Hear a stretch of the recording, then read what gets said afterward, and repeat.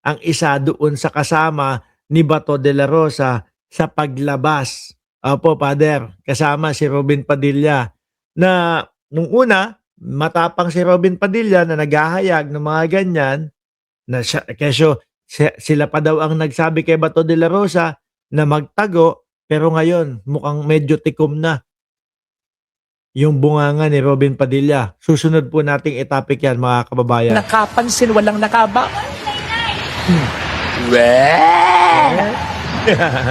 Huwag namang magalit yung mga nagsabi sa inyo ng kailanman hindi kita iiwan.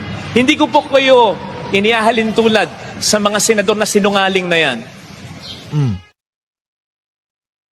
Sinungaling talaga yung mga yan. O eto ho, kay Robin Padilla, mga kababayan, kung bakit po ang lagi na lang sinasabi ngayon ni Robin Padilla, hintayin na lang po natin yung investigasyon at hindi na makapagsabi ng oo o hindi kung siya yung kasama ni Bato de la Rosa, mukhang may mga kakaharapin na posibleng ikaso dito kay Robin Padilla ho, mga kababayan. Basahin ko ha.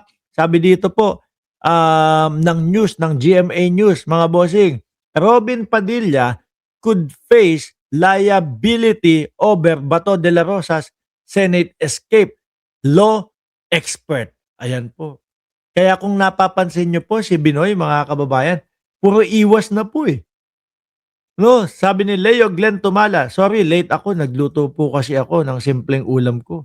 Meatloaf at instant noodles. Naku, uy Leo, masarap yan lalo na kapag kayong mga tag-ulan.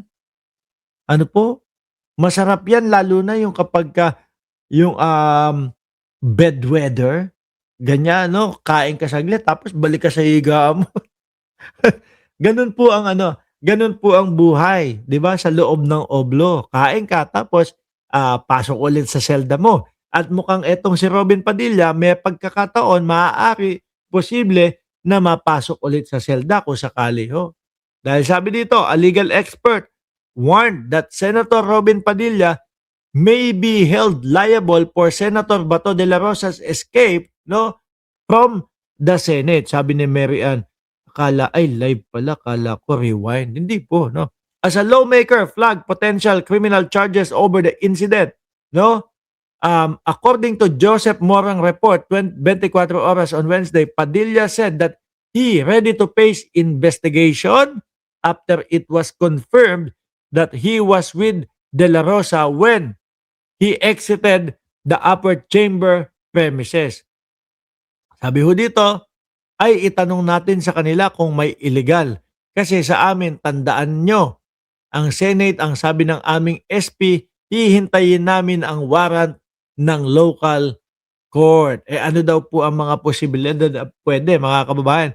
Nakikita ko dito, mga bossing, no? Obstruction of justice at harboring a criminal fugitive. Sabi po yan ng dating senadora na si Leila de Lima na ngayon po ay congresswoman. At yan din po ang nakikita ko. Simula po nung nakita natin o yung pagmamalaki nila na kasama nila si Bato de la Rosa. Sabi ko, yari ito, mukhang mukhang sasablay ito. Mukhang may kalalagyan itong si Boss Robin Padilla. No, kung hindi man po bawiin yung yung pardon ni dating Pangulong Rodrigo Duterte, mukhang dito malalaglag si Robin Padilla. Sabi pa ho dito, mga kababayan, the rational thing to do in the name of the rule of law na i-surrender na talaga at hindi kupkupin, hindi mag-provide ng sanction, ang sanctuary, refuge or safe house for the fugitive. Sila, isinakay pa talaga, isinama pa doon sa kanilang SUV.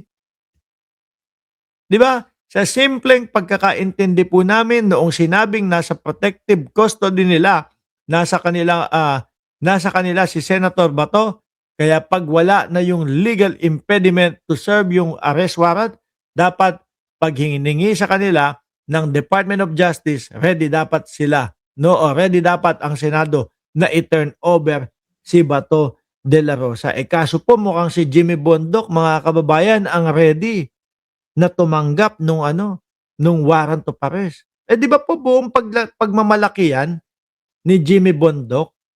Nandito naman po kami. Yun po ang trabaho ng mga lawyer. Ano po? Buong pagmamalaki ni Jimmy Bondoc, mga kababayan, na pwede po silang tumanggap ng warrant of arrest ni Bato de la Rosa. Eh kaso po, yung mga eksperto, yung mga lawyer nagsalita, pumalag doon sa sinasabi ni Jimmy Bondoc na pwedeng tumanggap ang mga lawyer nung warrant of arrest. Ang tanong, ano yun, babasahan mo si Bato de la Rosa ng Miranda rights? Di mo ba? Ngayon, umaalma si Jimmy Bondoc. Mukhang kawawa na ho. Eh, biruin mo ba naman, mga kababayan? Nag-uumpisa pa lang pong maging lawyer. Tapos yun na yung maririnig sa iyo na pwedeng tumanggap ng warrant of arrest, yung lawyer.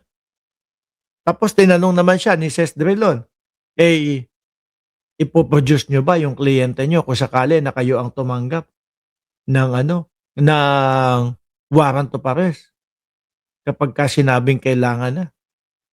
Hindi naman ho makasagot si Bondoc. O, pakinggan nyo po, mga kababayan, si Jimmy Bondoc. Eto na po. O, Most of the lawyers, ma'am. We are his. Hindi po kami talking heads. Tao po kami, may pakiramdam ayun. Sasaktan, Jimmy Bondoc, mga kababayan. Eh, pinili mo yung landas na yan eh. Di ba? Sabi ni Jenny Ramos, baka bagong rules yun, Sir Mark. Eh baka po, dahil bagong lawyer na tong si Jimmy Bondoc, baka may bago na po siyang pauso, mga kababayan. No?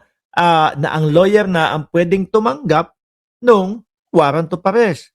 Oh, po kami. Kami po ay naniniwala sa sinasabi namin at bagamat magkasalungat po ang mga paniniwala natin. That is the purpose of the lawyers, ma'am. We are his legal counsel. Ma'am, I hope you don't ridicule us, ma'am. No? Ma'am, I hope you don't. kasi naman no, matatawa ka talaga dito sa mga pinagsasabi nila Bondoc ho, mga kababayan. Biruin mo ang sasabihin ni Jimmy Bondoc. Hinihintay po namin na personal na iabot o personal na iserve yung warrant of arrest ni Bato de la Rosa. Eh ang ginawa na nga ni Bato de la Rosa, tumakbo eh, di ho ba? Naglagay pa po sila Director Matibag ng 2 kababaihan po para sila yung magbabasa ng Miranda rights kay Bato de la Rosa. Ano ginawa ni Bato? Tinulak. Ang dahilan po ng paglalagay ng 2 babae doon para sila yung maging magbabasa ng Miranda rights is para mas kalmado po, mga bossing.